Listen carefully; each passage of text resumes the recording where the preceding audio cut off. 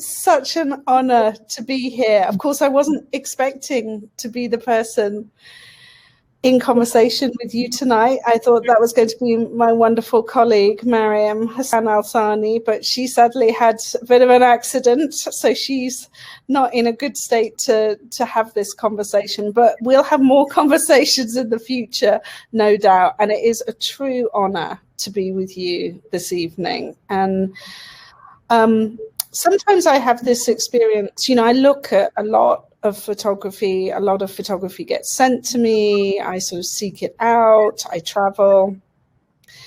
And most of the time I'm just like, I'm really excited when I see new work. But there are some people who, when I see their work for the first time, I get this really kind of mixed pain and pleasure of being utterly embarrassed that I didn't know about your work before I knew about it. And that is how I felt when I saw your work for the first time. I was sort of like, how have I never seen Rula Halawani's work before? It's amazing. Yeah. And it was in the context of your application to the Sheikh Saoud Al Thani Project Award grant. And I think I told you when I called you to say that you had been one of the awardees in this inaugural prize.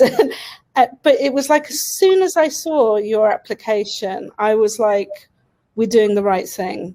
You set the benchmark so high to think that this tiny festival that's just beginning, Tasweer, could be a positive input into the creative life for someone as amazing as you. Really made me so excited. So I'm so glad to be here talking to you tonight. Thank you. You very kindly have gone through your archive. So we have, to really the very beginnings of when photography becomes a practice for you. So we're going to spend, I think, probably about half of our time together just going from the late 1980s up to more recent work. And then we're going to look at some of your more recent work and where you are right now. But why don't you start by telling me something about when photography became such an important part of your articulation of self, your creativity? Okay, actually, my father sent me to Canada. He wanted me to study medicine, but I never wanted to study medicine. It was not the thing that I wanted to do in my life.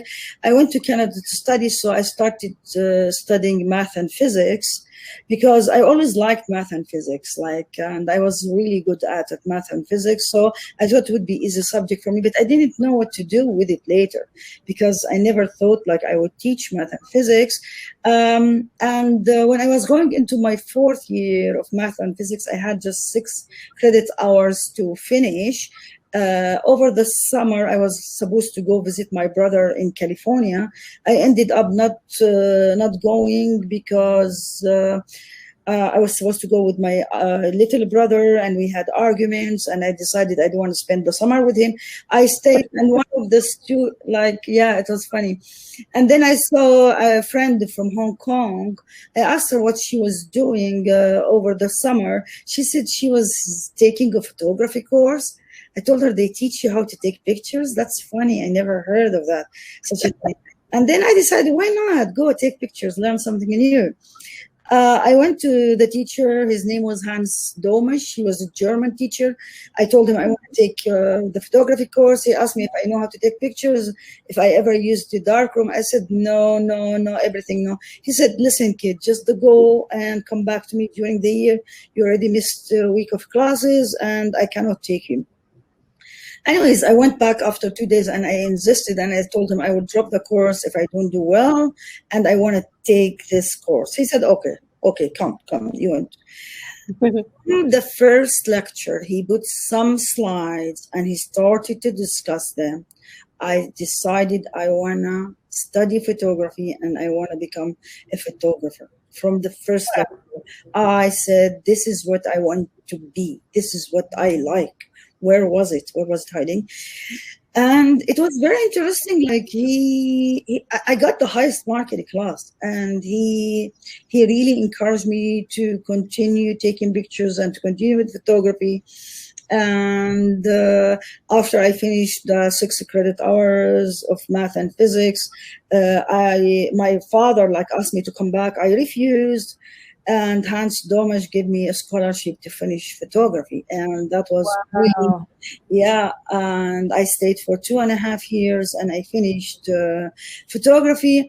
Okay, let's just start from the beginning of when the first series I ever done, I was I was second year, and I started telling stories.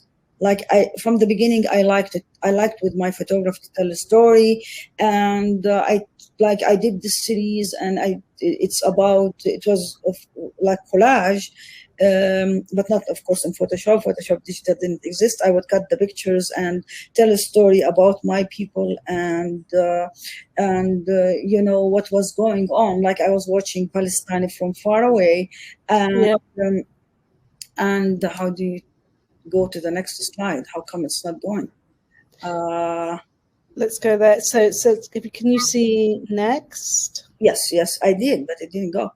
Okay, so I did this series, and it was very successful, very interesting, and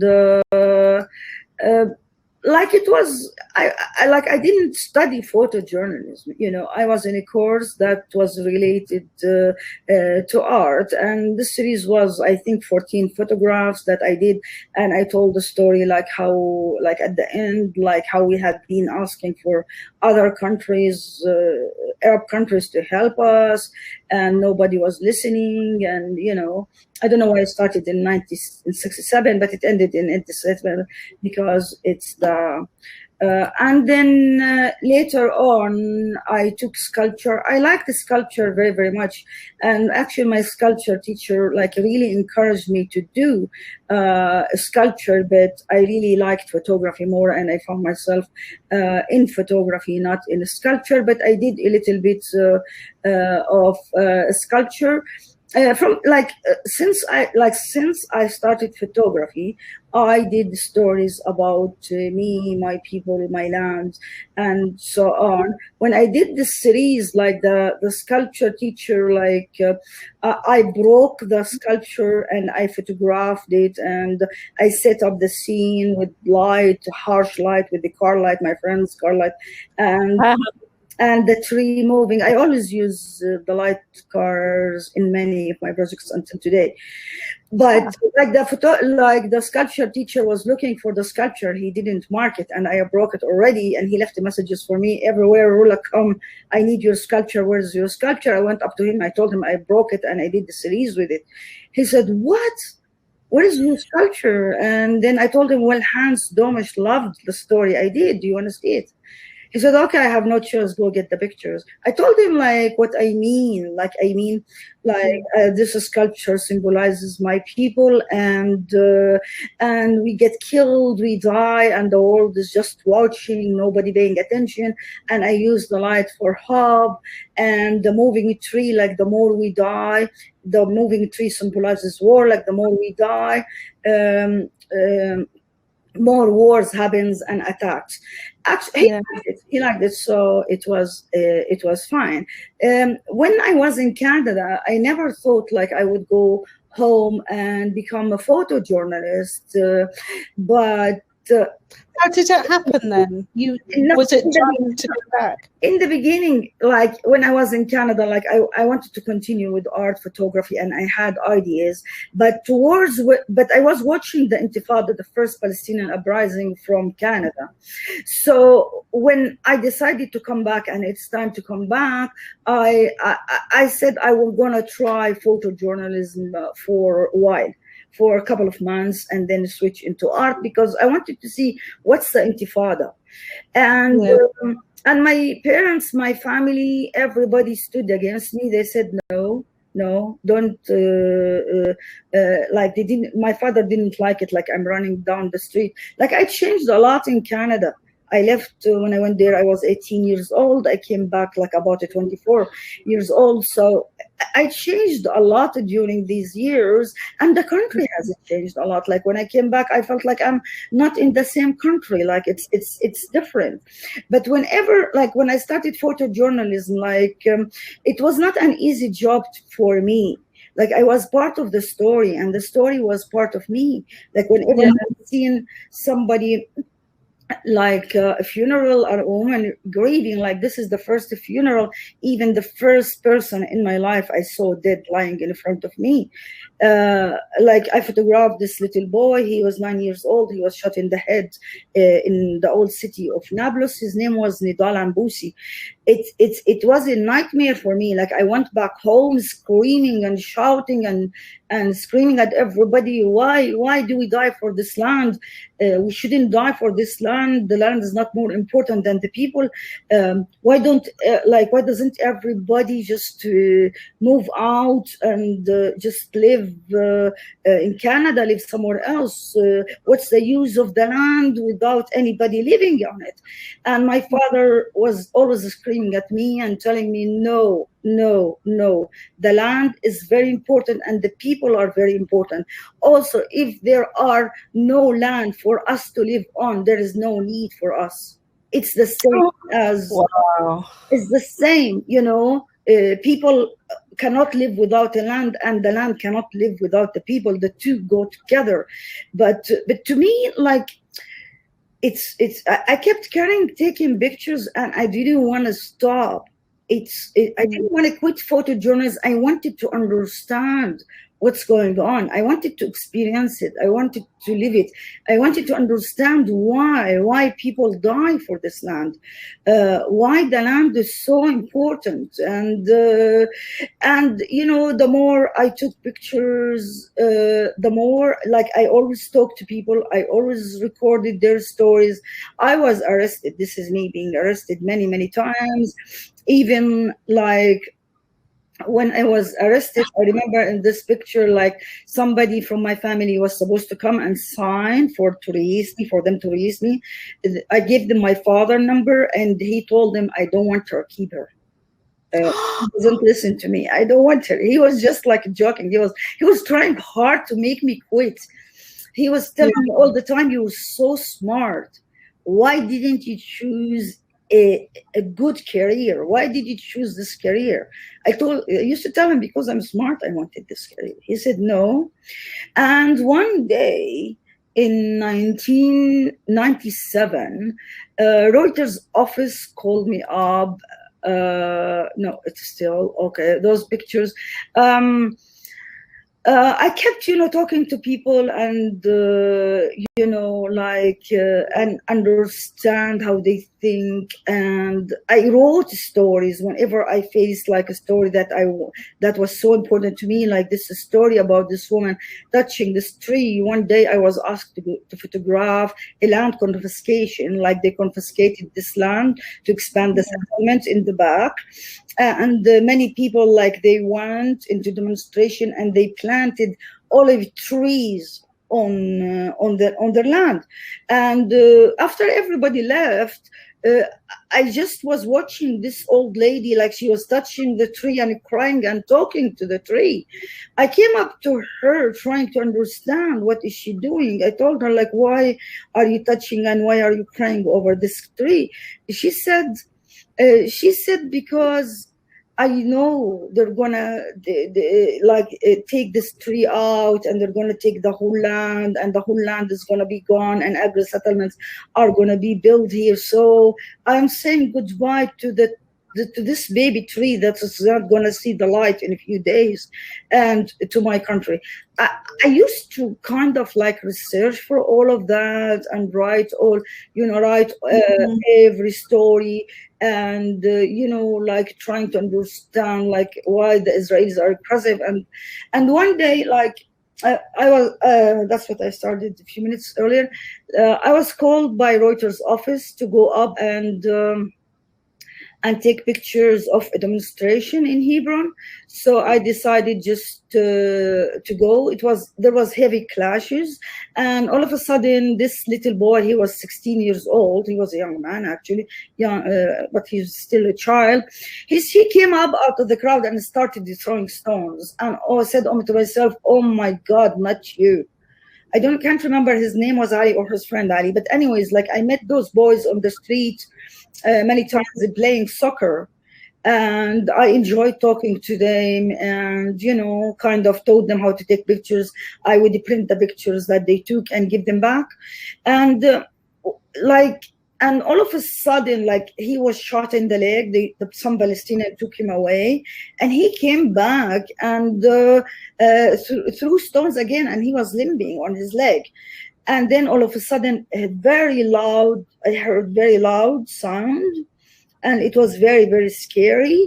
And of course, he was shot dead. He was just shot in the forehead, and I lost it. Like when I saw him, it is just like I said, those pictures are doing nothing. And today they are in the newspapers, and I want to tell my story. I want to tell the story of my land and my people in a different way. I want to experience a situation. I want to move into something else. I don't want to stay that. And then I decided I took off. Like, I went out of the country. I did residencies. I did my master's. And for that boy, I wanted to teach photography. I wanted, like the course, the thing that I like, I wanted, like to give it to young people of Palestine, teach them something I loved and enjoy, so they do the same. After that, I photographed, like also before I went out of the country for a few years, for 4 years, I think.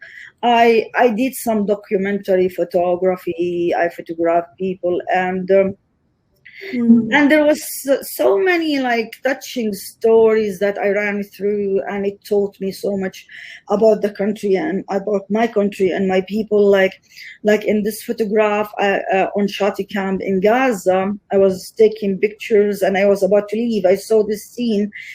Some fishermen were knitting a net, and I wanted to take some pictures of this.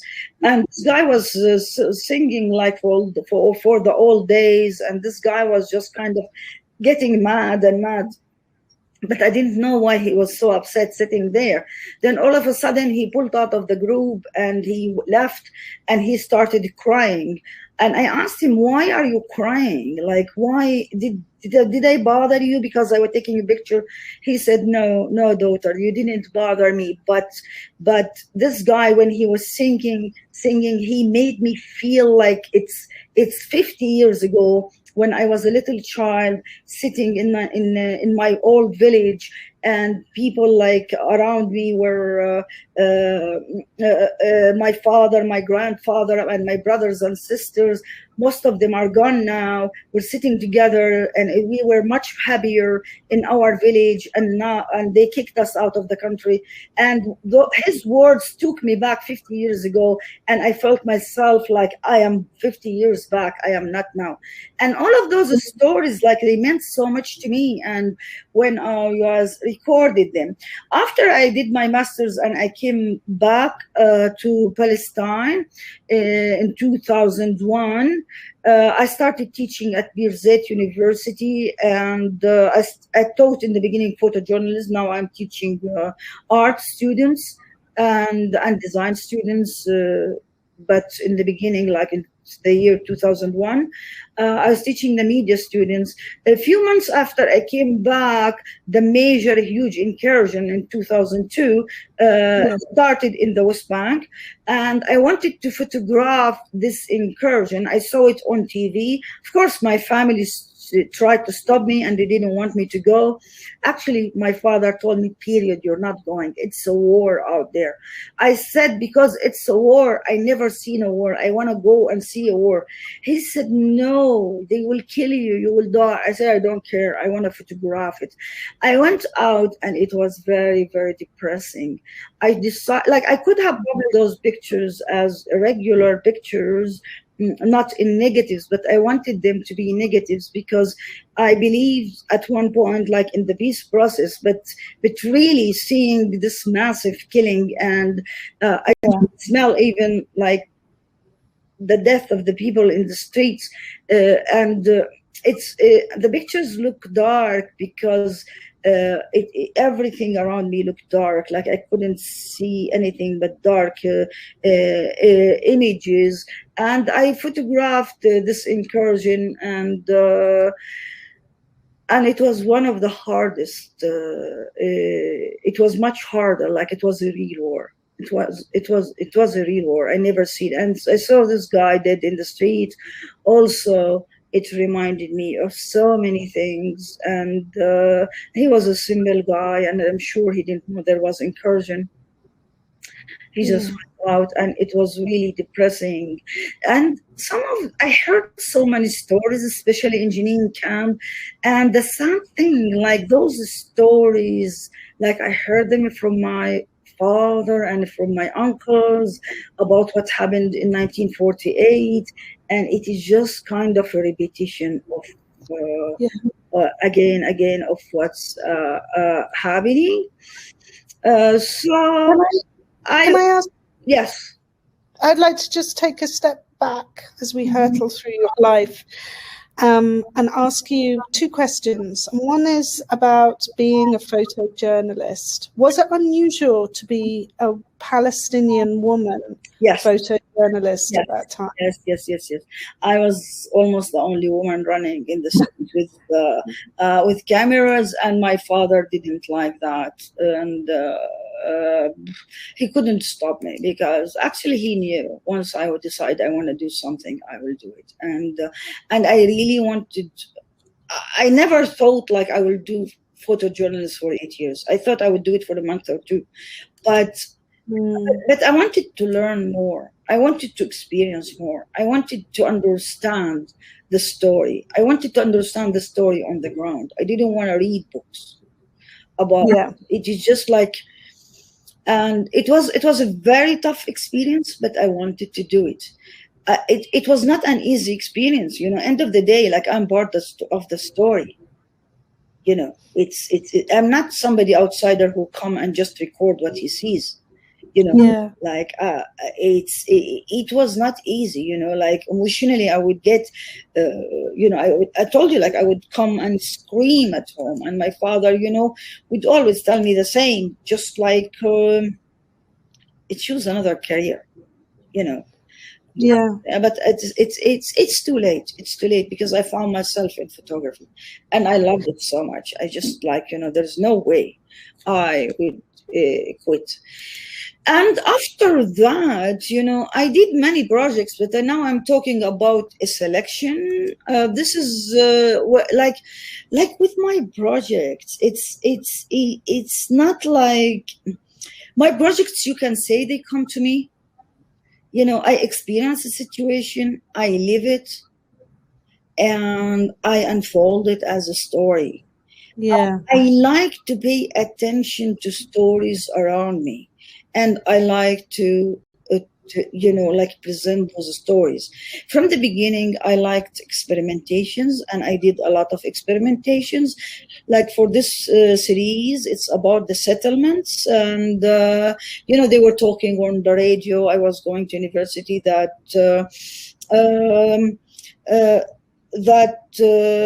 they froze the settlements because of for the peace process and blah blah blah. And I saw a post for a settlement on the ground while I was going to university. So I decided to do something about settlements. I experimented with different cameras, and then I liked this camera. It's a Lomo camera. It's a Russian camera, and I shot a project with it. And because I took the pictures while I was driving. the roads to settlements and the settlements themselves and how they were built randomly and in comparisons of the villages, how the Palestinian villages like melt with the landscape. Those settlements look like monsters. They don't melt with the mountains. And, you know, I remembered when I was a child, those mountains were filled with shepherds and no more. Those monsters took the mountains. And I like this camera because it shifts. At the end of the series, I erased them. I erased the settlements in my pictures. But of course, in reality, they are still there and they are still increasing and killing every piece like can happen on this land, like our me, you know. And then I did this series about the wall, and I photographed the wall many times, you know, the separation wall. And each time, you know, like the pictures looked normal to me and they didn't tell the story until I found I found in Amsterdam airport a little digital camera, tiny, like take 1 pixel. And then I decided I want to take my pictures of the wall with this. And I like the feeling, this little camera, I am photographing this huge wall, short, and this camera is so little, and this huge wall in front of me. But of course, I had to make negatives and scan the negatives out of the digital images. But I liked the effect. Like every photo, like has a story. Like this one symbolizes the wars. Of course, I don't say that, but and this one, like the water that was stolen. And what I like about this camera, wherever the light falls, it doesn't register anything. So I like this feeling, how the wall is eaten. And the trees that they uprooted for the building the settlements and building the wall. So each one talks about has a story. And many times I printed those pictures really large, 4 by 5 meters, and people like. And then I did many stories. This is a story about depopulated village, which is, I keep going back to it, and it's in my, for my father and for you, mother. I fell in love with this village, and now for the new series I'm working on for Tasweer, also I shot many pictures in Lifta. I like this village very, very much because it's one of the first depopulated villages I visited, and at the same time I did it in the eyes, through the eyes of somebody who lived there. And I took the old guy to lift. Of course, we couldn't go down the mountain because he couldn't walk. He was very old. Abu Sulaiman Abu Lail, he died 5 years ago. And you know, talking to him and how he said he cried when I took him there, and he was telling me like how my village was so beautiful, and they turned it into ghost house. And he said, my village, nobody can inhabit it because our spirits is still in it. And he said a lot of words. And I kept taking pictures like in his house and in his family houses and around it. And some, you know, homeless were living also. I took some pictures. I kept looking for the ghost. And then I found a picture, like they turned my village into a ghost hub. And it was exhibited in a very interesting way, huge pictures in a small room that you have to kneel down and you can hardly stand in it. And you look at the pictures, then you see the ghost in the ceiling, hanging in the ceiling. How are you doing with time? We're doing fine, but I'm going to have to ask you another question, Rula. Yes, go ahead. Sorry. It's just like I feel like, you know, even though like I made a small selection, but it seems I'm working all the time and producing more series. So, yeah, okay. well, let me ask you a question. So a couple of things came up. First of all, it's like the end of your photojournalism that you go away and you have these series of residences. And I get the feeling that sort of stepping away, going somewhere else is very much a repeated pattern in your creative life, that helps you and that kind of directs you, even when you're essentially dealing with the intensity of your homeland, that being able to sort of step away from that and day to day and really think about what you're doing artistically, photographically. I read a lot. I read a lot. I read a lot of books during those residencies, and I did many experimentations. And I watched Palestine from far away. You know, like it made me like feel, and like, you know, when I came back from Canada into Palestine, back to Palestine in the beginning, like I was about to go back to Canada, and but I insisted that I must stay. And so I kept, like, once in a while I like to take off for a while. I like to miss Palestine and watch Palestine from far away, and but leave and live in another country forever, it's not gonna happen. It's too late. It's you know, we're so attached to this land, and it's just like no land like Palestine. No land like Palestine. Amazing. Yeah, I know nobody can understand that.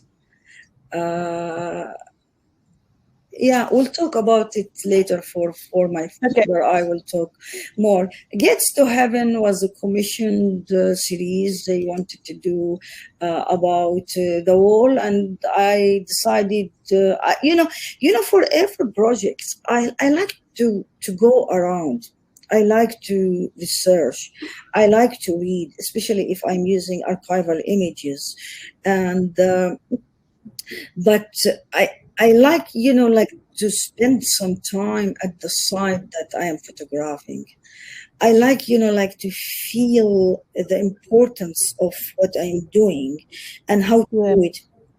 Besides doing experimentations with films and with other things, many of my projects take like months to experiment and to choose the site and the weather and everything. But about this project, like it's like, you know, like around the old city of Jerusalem, there are 7 gates that through the history for hundreds, I don't know, thousands, no, hundreds of years, people have been going through those gates to go to their churches, to their mosques, to the old city, you know, just to enjoy being in the old city. It's such a beautiful city. No city in the world like the old city of Jerusalem. And but now, like, people are forbidden. They build this separation wall, and they build Gaza. They made it into ghetto, and the West Bank, they made it into different ghettos. And people like they cannot reach those gates. And those gates are always open, but they cannot reach them, and they cannot go through them because they are locked in. And at the same time, there are gates around around the West Bank and Gaza that they're always closed, but they use them for military purpose. But like those gates, to me, like they replace the old city gates of Jerusalem for the Palestinians who are living behind those gates. So I wanted to do my series about those gates. Okay, now we get to For My Father. For my father, as I said, like, my projects come to me. I don't go to them. They just come to me. And I like that. You know, I like to live the situation, experience it, see something, and then make my story. It's based on reality. My stories are based on reality, are based on stories that I witness, that I feel, that I experience. And they're based also on archival images, on historical images, many of the stories I tell. One day, me and my siblings decided to go up north and, for barbecue and swim in the sea, in the Mediterranean Sea, in Ras Al Nakura, up north on the borders with Lebanon. And we were sitting, having fun swimming and eating and barbecue and blah, blah, blah. And all of a sudden, we were arguing that when we were little, when we came with my father, this place looked like this place looked like this, and there's changes. And we were talking about that. I decided I want to do a project and devote it for my father. And at the end, my statement became a letter that I wrote for my father. And I wanted, I wanted to do this project for my father. My father, he taught me so much about the land. He taught me, he made me understand how this land is so important. And how this land is there's no way we can live without it. It's we came out of this land and we will bury back to this land. This is, and also in the series, you see a lot of the pictures from the Julan Heights, because when I was little, when we were little, me and my sister, my father took us to Syria. And when we were Syria, I think I was 14 years old. He told us part of Syria is occupied by Israel. And when we went back to Palestine, he took us after a few days to the Julan to show us from Julan, Syria, and to tell us this land is an Arab land and it belongs to Syria and it is occupied. So this is stuck in my head, and I wanted to take a lot of pictures in Julan. My father was he an unusual man? Because he sounds like he was my really... father and my mother, both of them, were so unusual. My father was very, very wise. He was very, very wise, and he had a very rough life, but he gave us a very good life. And so he always wanted his kids to have better days than his. And he said that so many times. And he always said, Wallahi, if Palestine is not liberated, all Arab countries will be devastated for this damn Israel, for the sake of Israel. And I was with him when he was kind of passing away. He said really, really strong words to us. He said life feels like a short journey that you take your car, you take your bus, you go to visit a friend, you drink a cup of coffee, and you come back. When you're dying, you feel the whole life is 10 minutes. Wow. And what an incredible thing. He said, you better make a good use out of this life. And, all of his words I wanted to use in this, in the statement, because to me, and I talked to him wherever he is. When I was writing the statement, I was talking to him, I was imagining myself he's there, and I reminded him of the changes. I reminded him that there is no more, land merging with the sky, with everything disappeared, everything is taken, and then the Palestine that I grew up, I feel it is gone. And I told him, really, Baba, I feel I'm strange in my own land. I'm a stranger in my own land. And I asked him at the end, to rest in peace. And I miss him. I love him. He's such a, he had such a great spirit, And this is the photo in Syria we took with my Baba, and this is my sister, and this is when he told us that story. He was always so serious. He wanted his kids to learn everything, to know everything, and he had a rough life, but he gave us really good life. Yeah. And with this series, I made a lot of experimentations, a lot of experimentations. I wanted, like they're all with many filters, with they have, like the pinhole feeling, but they're not pinhole. They have, like so many different feelings, and they're very, very long exposure. Right. 5 minutes, 4 minutes, and tell me about the process of getting there. Like, what were you seeking in the photography? Sorry, I didn't hear you. Tell me about the process of getting to this form for the project. It's too complicated. Okay. There are filters, infrared filters. There are filters that fog a little bit. There are, like I bought, I think, 20 filters, and I experimented with them.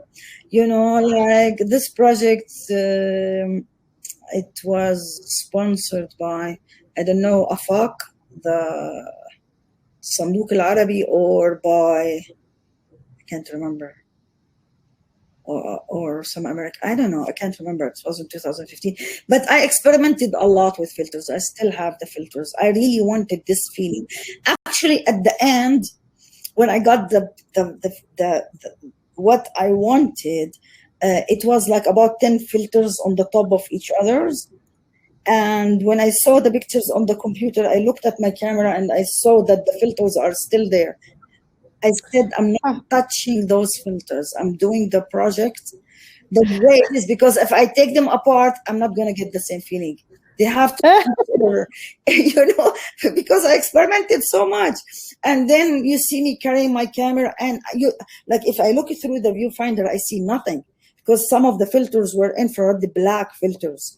So, right. So I kept them on the top of each other's, but too bad I took them apart after I finished the project. But to me, it's done.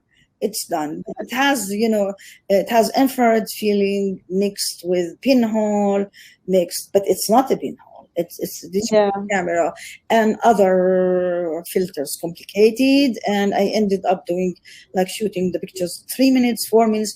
But each photo tells a story. Also, each photo tells a story. This photo, like, I remember we used to go when we were young camping, and a lot of people from the West Bank used to come, and from Gaza to come. It was full of Arabs from all over Palestine, but now just Israelis and us. And it's, and these pictures in the Julan, in the depopulated villages of Julan, and this is on the borders, like Syria. In the back, those mountains in the back are Syria. So Syria is. This is a depopulated village called Kawkab al-Hawa. The view from there is unbelievable. So this was very successful series, and I liked it. And my father, it is what I did with my father when I was a child. We used to go to this cemetery in Jaffa and watch the sunset. My father used to like that. I remember, like, when he was very sick, we went to Jaffa and he went to this place, and and so on. And each photo has a memory. This is over the Dead Sea, looking at the Dead Sea, and there is Israeli army camping there. And this picture is in Lifta. I remember when we were kids, my father took us to Lifta, and he didn't let us swim in this swimming pool, but there was many Palestinians swimming, and now there was just Israelis swimming, and and so on. The whole project was done. Every project I work on, takes 1 year to 3 years. Not every, some take shorter, but I like experimenting. That is a massive project to do in that amount of time. Do you just work all the time? I mean, it's not really, because I have to find the project. I really. it's not easy to find a project because like really I like to live the situation. You know, I don't want projects to be shallow. I'm recording history. I'm bringing back history. I'm reminding the world of my story and my ancestors' story. I keep, bringing back everything. And I don't want my projects to be shallow. No. That's why I quit photojournalism, beside being, I couldn't take it, it takes time. It takes time. Like the bride is beautiful, but she's married to another man. We'll talk about it in like when we meet next time. It took a lot of research. Even I applied for a fellowship and I spent almost 3 months in France just to read and research for that project. 3 months. I was just. For my mother is really a story. My mother was very educated, and she was like a principal of a school, and then she was a teacher. And actually, how it went, when I finished for my father, I took the pictures on my computer, on my laptop, and I showed it to her. I told her, Mama, I did this for my father. She liked it. And she looked at me like that. And she said, Rula, when I die, you're going to do a project for me. I said, no, Mom, don't mention death. I want to do one for you. And then I started, when you're alive. And then I started, thinking of what my mother said and how will I do a project just for her. I remembered her words, like she used to say, even they kick us out, even they depopulate all our villages or our cities, when we die, we're going to remain in the skies of Palestine. Our spirits will not going to leave. We're not going to leave now. We're not going to leave then. Even when we die, we're going to live in the skies of Palestine. So I thought of a way that I wanted to translate her words. And for the second part that I'm doing, I'm translating her words about the plants of Palestine, how much she used to like them, the flowers. And, I'll talk about that later. So I also researched for a way that I wanted, like when you look at the pictures, you feel the peoples in the sky of Palestine. It was not easy, like to make all of those layers and find the right pictures. And many of the landscapes didn't work because I had to take the landscape picture from somewhere high. If I take it from somewhere low, you don't feel the sky, like the people. Yeah. But my mom, became paralyzed, and she didn't talk, and she had very bad Alzheimer. I didn't stop. I kept her with the project. I used to bring her the pictures and tell her, Mama, look, this project is for you. This is what you wanted. Look at it. And she would look, but she would not answer me back. She would just look in silence. And, looking at the pictures of those people, they're also silent. They're also silent. They're witnessing the changes also in the changes in Palestine. And at the same time, they really didn't leave the skies of Palestine. They are remaining there. So I don't know. Are they family photographs or are they archival? No, they're archival, but they're not necessarily from the same. Like this picture is from 4 or 5 pictures. I would choose, people from different, but some are families. I left the families the same they are. But for this picture, I really wanted people from different places to be in it. And I wanted a sheikh, I wanted a priest, because it is Jerusalem. And, for my both parents, we are from Jerusalem. We are a Jerusalem family, and Jerusalem is so important to us. You know, my father many times said they can take like many parts of Palestine. Maybe we cannot stop them now. We cannot stop them now. But if they try to demolish Al-Aqsa or come near Al-Aqsa, it will be the end of them. And which is heavy, you know, really, really heavy words. And nowadays, like I look and I'm remembering my father every day. Really, like when the Israelis come really near or something has to do with Al-Aqsa Mosque or Al-Aqsa ground, really like you see Jerusalem is a different Jerusalem. You know, like everybody just wants, you know, to sacrifice their life for the city. This is lived again, and this is a family from the 1800s. One of like a family portrait that I used. You know, like there are so many layers on the top of each other's. Yes. You know, they're astounding. I've never seen anything like this for you, Mother. I think it's just an astounding series. You have to wait to see the second part.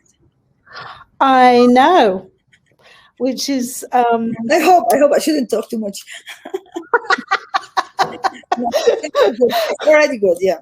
But it's not easy to make every project look different, and every project look unique, and every project like tell a story. And it is not just any story; it's a unique story.